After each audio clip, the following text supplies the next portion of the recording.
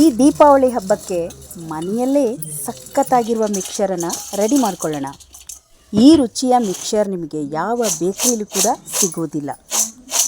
ಬಾಯಲ್ಲಿ ಇಟ್ಟರೆ ಸಖತ್ ರುಚಿ ಇರುತ್ತೆ. ಇವತ್ತಿನ ವಿಡಿಯೋದಲ್ಲಿ ಸಂಪೂರ್ಣವಾಗಿ ಮಿಕ್ಸರ್ ಮಾಡುವ ವಿಧಾನ. ವಿಡಿಯೋನ ಸ್ಕಿಪ್ ಮಾಡದೆ ಪೂರ್ತಿಯಾಗಿ ನೋಡಿ. ಇದಕ್ಕೆ ಬೇಕಾಗುವ ಸಾಮಗ್ರಿಗಳಂದರೆ ಕಡಲೆ ಹಿಟ್ಟನ್ನು 2 ಬೌಲ್ ಆಗುವಷ್ಟು ಕಡಲೆ ಹಿಟ್ಟು ತೊಗೊಂಡಿದ್ದೀನಿ. ನಂತರ ಒಂದು 1/4 ಚಮಚದಷ್ಟು ಓಂ ಕಾಳನ್ನು ಈ ರೀತಿ ಕೈಯಲ್ಲಿ ಉಜ್ಜಿ ಹಾಕಿದ್ದೀನಿ. 1 ಚಿಟಿಕೆಯಷ್ಟು ಕುಕ್ಕಿಂಗ್ ಸೋಡಾ, ಒಂದು 1/4 ಚಮಚದಷ್ಟು ಅರಿಶಿನ ಪುಡಿ, ರುಚಿಗೆ ತಕ್ಕಷ್ಟು ಉಪ್ಪನ್ನು ಹಾಕಿ ಈ ಹಿಟ್ಟನ್ನು ಈ ರೀತಿ ಡ್ರೈ ಮಿಕ್ಸ್ ಮಾಡ್ಕೊಳ್ಳೋಣ. ಸಾಮಾನ್ಯವಾಗಿ ಈ ಹಿಟ್ಟನ್ನು ಗಟ್ಟಿ ಕಲಿಸ್ಕೋಬಾರ್ದು. ಮಿಕ್ಸರು ಬಾಯಲ್ಲಿ ಹಗುರವಾಗಿ ಬರಬೇಕಂದ್ರೆ ಸ್ವಲ್ಪ ತೆಳುವಾಗಿ ಕಲಿಸ್ಕೊಳ್ಬೇಕು. ನೋಡಿ, ಇಲ್ಲಿ ನಾನು 1 ಕಪ್ಪಷ್ಟು ನೀರು ಹಾಕಿದ್ದೀನಿ. 2 ಕಪ್ ಕಡಲೆ ಹಿಟ್ಟಿಗೆ ಫುಲ್ 1 ಕಪ್ ಆಗುವಷ್ಟು ನೀರನ್ನು ಹಾಕಿ ಈ ರೀತಿ ಚೆನ್ನಾಗಿ ಹಿಟ್ಟನ್ನು ಮಿಕ್ಸ್ ಮಾಡ್ಕೊಳ್ಳೋಣ. ಸ್ವಲ್ಪ ತೆಳುವಾಗೇ ಇರಬೇಕು ಹಿಟ್ಟು. ಈ ರೀತಿ ಹದವಾಗಿ ಆದರೆ ಸಾಕಾಗುತ್ತೆ. ಗಟ್ಟಿಯಾದರೆ ಸ್ವಲ್ಪ ಹಾರ್ಡಾಗುತ್ತೆ ಮಿಕ್ಸರು. ಹಗುರವಾಗಿ ಬಾಯಲ್ಲಿ ಬರಬೇಕಂದ್ರೆ ಸ್ವಲ್ಪ ತೆಳುವಾಗಿ ಹಿಟ್ಟನ್ನು ಕಲಿಸ್ಕೊಳ್ಬೇಕು. ನೋಡಿ, ಇಲ್ಲಿ ವಿಡಿಯೋದಲ್ಲಿ ಯಾವ ರೀತಿ ತೋರಿಸ್ತಾ ಇದೆ ಅದೇ ರೀತಿಯಾಗಿ ನೀವು ಹಿಟ್ಟನ್ನು ಕಲಿಸ್ಕೊಳ್ಬೇಕು. ಇಲ್ಲಿ ನಾನು ಈ ಹಿಟ್ಟನ್ನು ಕಲಸಿ ಎತ್ತಿಡೋದೇನು ಬೇಡ, ತಕ್ಷಣದಲ್ಲಿ ಚಕ್ಲಿ ಒಳ್ಳನ್ನು ತೊಗೊಂಡಿದ್ದೀನಿ. ಇಲ್ಲಿ ಸಣ್ಣ ಒಂದು ಶಾವಿಗೆ ಬರುವಂಥ ಒಂದು ಹೋಲಿರುವಂಥ ಒಂದು ಬಿಲ್ಲೆಯನ್ನು ಹಾಕ್ಕೊಂಡು ಹಿಟ್ಟನ್ನು ಹಾಕ್ಕೊಳ್ತಾ ಇದ್ದೀನಿ. ಅರ್ಧದಷ್ಟು ಹಿಟ್ಟನ್ನು ಹಾಕ್ತಾಯಿದ್ದೀನಿ. ಇಷ್ಟೇ ಹಿಟ್ಟಲ್ಲಿ 3 ಥರ ನಾನು ಬೂಂದಿ, ದೊಡ್ಡ ಮಿಕ್ಸರು ಮತ್ತು ಸಣ್ಣ ಮಿಕ್ಸರನ್ನ ಮಾಡ್ಕೊಳ್ಳೋಣ. ಈಗ ನೋಡಿ, ಇದನ್ನು ಟೈಟಾಗಿ ರೆಡಿ ಮಾಡ್ಕೊಂಡಿದ್ದೀನಿ.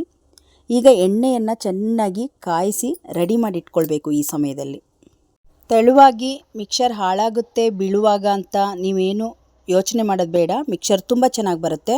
ಎಣ್ಣೆ ಚೆನ್ನಾಗಿ ಕಾದಿದೆ ನೋಡಿ. ಇದರಲ್ಲಿ ನಾವು ರೌಂಡಾಗಿ ಈ ರೀತಿ ಮಿಕ್ಸರನ್ನು ಬಿಟ್ಕೊಂಡ್ಬಿಡಬೇಕು.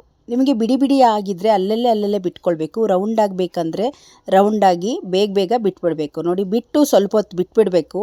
ಮಿಕ್ಸ್ ಮಾಡೋಕ್ಕೆ ಹೋಗಬಾರ್ದು. ಸ್ಟವ್ ಉರಿಯನ್ನು ದೊಡ್ಡ ಉರಿಯಲ್ಲೇ ಇಟ್ಕೊಳ್ಬೇಕು. ಅದಾಗೆ ತೇಲುತ್ತೆ, ಅಲ್ಲಿವರೆಗೂ ನಾವು ಇದನ್ನು ಮಿಕ್ಸ್ ಮಾಡೋಕ್ಕೆ ಹೋಗಬಾರ್ದು. ಈಗ ಇದನ್ನು ಪಕ್ಕದಲ್ಲಿ ಇಟ್ಕೊಂಡು ಮತ್ತೊಂದು ರೌಂಡ್ ಹಾಕ್ಕೋತಾ ಇದ್ದೀನಿ. ಇದು ಸಣ್ಣ ಬಿಲ್ಲೆ, ಶಾವಿಗೆ ಮಾಡುವ ಬಿಲ್ಲೆಯಲ್ಲಿ ನಾನು ಮಾಡ್ಕೊಳ್ತಾ ಇರೋದು.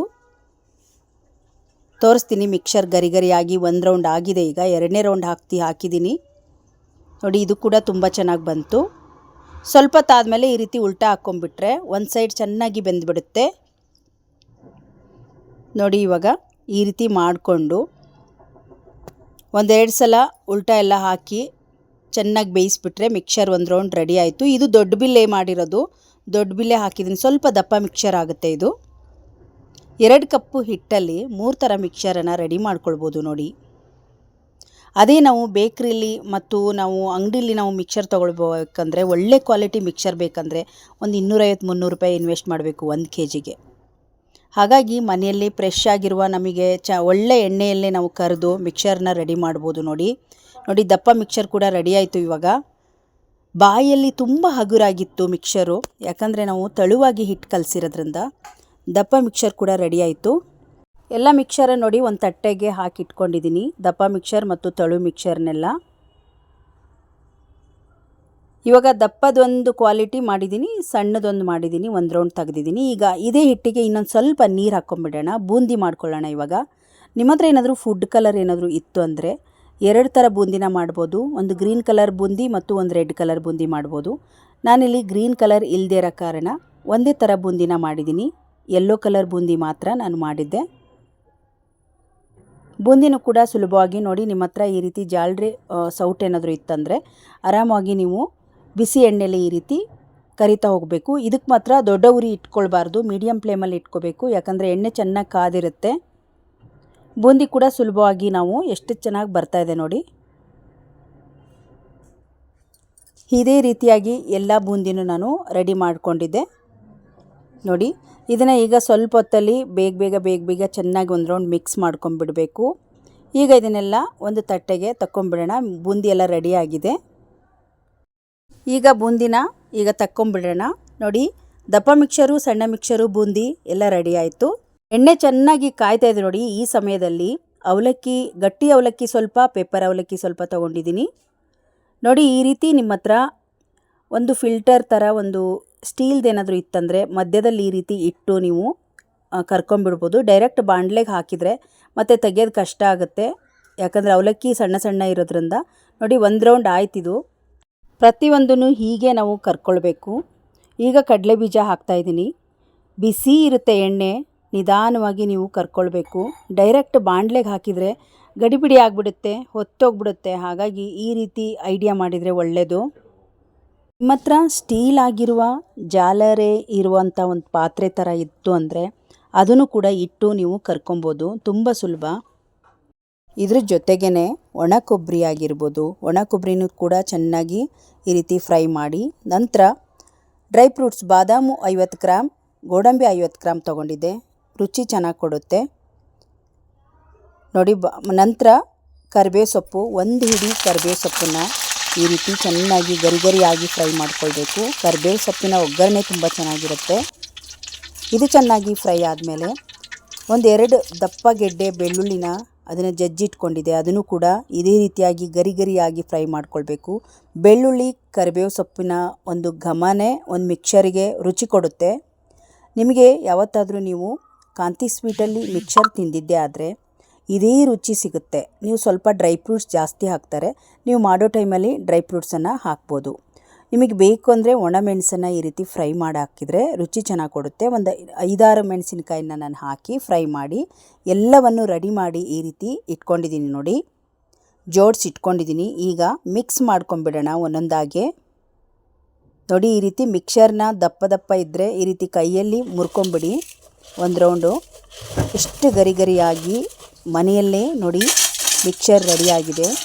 ಸ್ವಲ್ಪ ಕೆಲಸ ಅಷ್ಟೇ, ಆದರೆ ರುಚಿ ನಿಮಗೆ ಸಖತ್ತಾಗಿರುತ್ತೆ. ಮಕ್ಕಳಿಗೆ ಸ್ನ್ಯಾಕ್ಸ್ ಅಂತ ಕೊಡೋದಾದರೆ ಮಿಕ್ಸರನ್ನು ಮನೆಯಲ್ಲೇ ಮಾಡಿಕೊಡಿ. ಈಗ ಒಂದೊಂದೇ ಮಿಕ್ಸ್ ಮಾಡ್ತಾಯಿದ್ದೀನಿ ನೋಡಿ. ಕಡಲೆಪಪ್ಪು, ಕಡಲೆ ಬೀಜ, ಹಾಗೆ ಡ್ರೈ ಫ್ರೂಟ್ಸು ಮತ್ತು ಒಣ ಕೊಬ್ಬರಿ ಪ್ರತಿಯೊಂದನ್ನು ಮಿಕ್ಸ್ ಮಾಡ್ಕೊಳ್ತಾ ಇದ್ದೀನಿ. ಇದಕ್ಕೆ ನೀವು ಮೊದಲೇ ಪುಡಿಗಳನ್ನು ರೆಡಿ ಮಾಡಿಟ್ಟೋದಾದರೆ ನೋಡಿ, ನಾನು ಅರ್ಧ ಚಮಚ ಗರಂ ಮಸಾಲ, ಹಾಗೆ 1.5 ಚಮಚದಷ್ಟು ಅಚ್ಚ ಖಾರದ ಪುಡಿ ಹಾಕ್ತಾಯಿದ್ದೀನಿ. ಒಂದು ಅರ್ಧ ಚಮಚದಷ್ಟು ಚಾಟ್ ಪುಡಿನ ಹಾಕ್ತಾಯಿದ್ದೀನಿ, ಚೆನ್ನಾಗಿ ರುಚಿ ಕೊಡುತ್ತೆ. ಇದೆಲ್ಲದನ್ನು ಹಾಕಿ ಇವಾಗ ಮಿಕ್ಸ್ ಮಾಡಿಬಿಡೋಣ. ಒಂದು ರೌಂಡ್ ಈ ರೀತಿ ಕೈಯಲ್ಲಿ ಮಿಕ್ಸ್ ಮಾಡಿ, ನಂತರ ಒಣಮೆಣಸು ಮತ್ತು ಕರಿಬೇವು ಬೆಳ್ಳುಳ್ಳಿಯನ್ನು ಹಾಕ್ತಾಯಿದ್ದೀನಿ. ಖಾರ ಎಲ್ಲ ಚೆನ್ನಾಗಿ ಮಿಕ್ಸ್ ಆದಮೇಲೆ ಇದನ್ನು ಮೇಲೆ ಹಾಕಿ ಮತ್ತೆ ಒಂದು ರೌಂಡ್ ಮಿಕ್ಸ್ ಮಾಡ್ಕೊಂಬಿಡೋಣ. ಮಿಕ್ಸರಿಗೆ ರುಚಿ ಕೊಡದೆ ಈ ಕರಿಬೇವಿನ ಸೊಪ್ಪು ಗರಿಗರಿಯಾಗಿ ಫ್ರೈ ಆಗಿರುತ್ತೆ. ತುಂಬ ಚೆನ್ನಾಗಿ ಮಿಕ್ಸರು ಘಮ್ ಅನ್ನುವ ಸ್ಮೆಲ್ ಬರುತ್ತೆ. ನಿಮಗೆ ನಾರ್ಮಲಾಗಿ ತುಂಬ ಕಡೆ ಮಿಕ್ಸರ್ ಮಾಡ್ತಾರೆ, ಆದರೆ ಮನೆಯಲ್ಲಿ ಮಾಡಿರುವ ರುಚಿ ನಿಮಗೆ ಯಾವ ಬೇಕ್ರಿಲಿ ಕೂಡ ಸಿಗುವುದಿಲ್ಲ. ಬೇಕಿದ್ರೆ ಟ್ರೈ ಮಾಡಿ ನೋಡಿ. ಇವತ್ತು ಮಾಡಿರುವ ವಿಧಾನವನ್ನೇ ಬಳಸಿ ನೀವು ಮಿಕ್ಸರನ್ನು ಮಾಡಿ, ಸಖತ್ ರುಚಿ ಇರುತ್ತೆ. ಮಕ್ಕಳು ಕೂಡ ಇಷ್ಟಪಟ್ಟು ತಿಂತಾರೆ. ನೀವು ಡ್ರೈ ಫ್ರೂಟ್ಸನ್ನು ನಿಮಗೆ ಜಾಸ್ತಿ ಬೇಕಾದರೆ ಜಾಸ್ತಿ ಹಾಕ್ಕೋಬೋದು, ಮನೆಯಲ್ಲಿ ಮಕ್ಕಳಿಗೂ ಕೂಡ ಇಷ್ಟ ಆಗುತ್ತೆ ನೋಡಿ. ಇವಾಗ ಮಿಕ್ಸರ್ ರೆಡಿ ಆಯಿತು. ಈ ಹಬ್ಬಕ್ಕೆ ತಲೆ ಬಿಸಿ ಬೇಡ, ಹೊರಗಡೆಯಿಂದ ಮಿಕ್ಸರ್ ತರೋ ಬದಲು 2 ಬೌಲ್ ಕಡಲೆ ಹಿಟ್ಟಲ್ಲಿ 1 kg ಆಗುವಷ್ಟು ಮಿಕ್ಸರ್ ರೆಡಿ ಆಗುತ್ತೆ. ಒಳ್ಳೆ ರುಚಿ ಇರುವ ಮಿಕ್ಸರ್ ನೀವು ಮನೆಯಲ್ಲೇ ಮಾಡ್ಕೊಳ್ಬೋದು. ನಿಮ್ಮ ಮನೆಯಲ್ಲಿ ಎಲ್ಲರಿಗೂ ಕೂಡ ಇಷ್ಟ ಆಗುತ್ತೆ. ಇವತ್ತಿನ ಹಬ್ಬಕ್ಕೆ ಮಾಡಿರುವ ಮಿಕ್ಸರ್ ರೆಸಿಪಿ ನಿಮಗೆ ಇಷ್ಟ ಆದರೆ ಒಂದು ಲೈಕ್ ಮಾಡಿ, ಈ ವಿಡಿಯೋವನ್ನು ಶೇರ್ ಮಾಡಿ. ಇನ್ನಷ್ಟು ವಿಡಿಯೋಗಳಿಗಾಗಿ ನಮ್ಮ ಫೇಸ್ಬುಕ್ ಪೇಜ್ ಹಾಗೆ ಯೂಟ್ಯೂಬ್ ಚಾನಲನ್ನು ಸಬ್ಸ್ಕ್ರೈಬ್ ಮಾಡ್ಕೊಳ್ಳಿ. ಮತ್ತೆ ಮುಂದಿನ ಹೊಸ ಹಬ್ಬದ ರೆಸಿಪಿಯೊಂದಿಗೆ ಸಿಗೋಣ. ಅಲ್ಲಿಯವರೆಗೂ ಧನ್ಯವಾದಗಳು.